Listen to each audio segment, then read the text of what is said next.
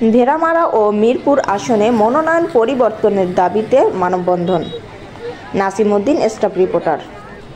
কুষ্টিয়া ২ আসনে বিএনপির প্রার্থী পরিবর্তন করে ও জাতীয় নির্বাহী কমিটির সদস্য, জেলা বিএনপির সাবেক সভাপতি ও কুষ্টিয়া ২ আসনের ৩ বারের সাবেক সংসদ সদস্য বীর মুক্তিযোদ্ধা অধ্যাপক শহীদুল ইসলামকে মনোনয়ন দেওয়ার দাবিতে ভেড়ামারা ও মিরপুর উপজেলা বিএনপির উদ্যোগে ১৫ কিলোমিটার দীর্ঘ মানববন্ধন অনুষ্ঠিত হয়েছে।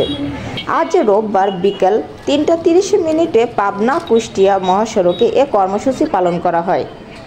মিরপুর ও ভেড়ামারা উপজেলা বিএনপির আহ্বায়ক, উপজেলা পরিষদের সাবেক চেয়ারম্যান ও পৌরসভার সাবেক মেয়র অ্যাডভোকেট তৌহিদুল ইসলাম আলম ও মিরপুর উপজেলা বিএনপির সভাপতি শাহীন আলী এবং সাধারণ সম্পাদক টিপু সুলতানের নেতৃত্বে বিশাল মহিলা মানববন্ধন কর্মসূচি অনুষ্ঠিত হয়।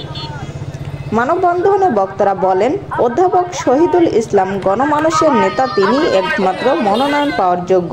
মনোনয়ন পরিবর্তন করে শহীদুল ইসলামকে দেওয়ার দাবি জানাচ্ছি। এ সময় উপস্থিত ছিলেন ভেড়ামারা পৌর বিএনপির সভাপতি ও বীর মুক্তিযোদ্ধা আবু দাউদ, পৌর বিএনপির সাধারণ সম্পাদক শফিকুল ইসলাম ডাবলু, উপজেলা বিএনপির যুগ্ম আহ্বায়ক জানবার হোসেন, বিভিন্ন ইউনিয়ন বিএনপির নেতৃবৃন্দ, অঙ্গ সহযোগী সংগঠনের নেতৃবৃন্দ ও নেতাকর্মীরা। মিষ্টি শিকদার, পূর্ব দিগন্ত, ঢাকা।